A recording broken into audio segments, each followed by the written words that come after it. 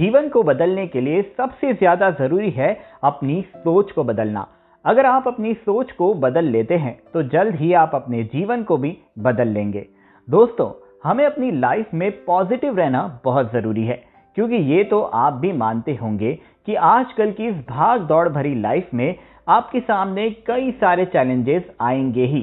आप चाहे मानो या ना मानो, लेकिन इन सभी चैलेंजेस को फेस करने के लिए आपको पॉजिटिव थिंकिंग को रखना बेहद जरूरी है।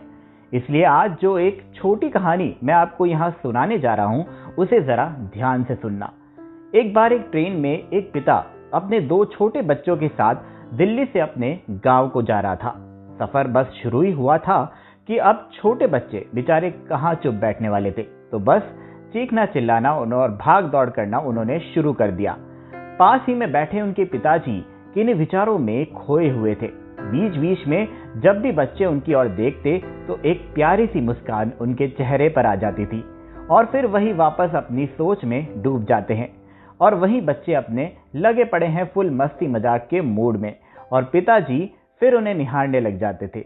लेकिन पास में बैठे लोग अब उन बच्चों की हरकतों से परेशान होना शुरू हो गए थे, और जिस तरह का रवैया उनके पिताजी अपना रहे थे, यानी कि उन्हें डांट नहीं रहे थे, उससे काफी हैरान भी हो रहे थे।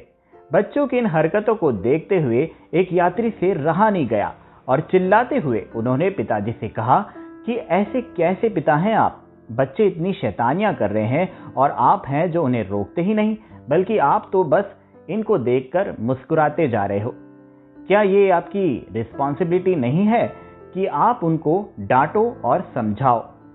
अब उस यात्री की इस तरह से शिकायत करने से आसपास के जितने भी लोग थे, उन्होंने थोड़ी राहत की सांस ली कि भाई चलो फाइनली अब तो उनके पिताजी लज्जित होंगे और इनको रोकेंगे। लेकिन उनके पिताजी ने कुछ देर रुककर कहा कि भाई साहब, कैसे समझाऊं इनको, बस यही सोच रहा हूं। तो यात्री बोला कि मैं कुछ समझा नहीं। तब पिताजी बोले कि मेरी पत्नी मायके गई हुई थी और कल ही उसका एक्सीडेंट हो गया, और अब वो इस दुनिया में नहीं रही। मैं अपने बच्चों को गांव उनके अंतिम दर्शन करने के लिए ही ले जा रहा हूं, तो बस इसी उलझन में पड़ा हूं कि कैसे समझाऊं इन्हें कि अब ये अपनी माँ को कभी नहीं देख पाएंगे। उनकी ये बात सुनकर जैसे सभी लोगों को सांप सूंघ गया। बच्चे उसी तरह बदमाशियां कर रहे थे और उनके पिताजी फिर मौन हो गए। माहौल में तो कोई परिवर्तन नहीं हुआ, पर वे बच्चे अब उन यात्रियों को शैतान नहीं लग रहे थे, बल्कि ऐसे नन्हे कोमल पुष्प जैसे लग रहे थे जिस पर सभी अपनी ममता उड़ेल देना चाह रहे थे।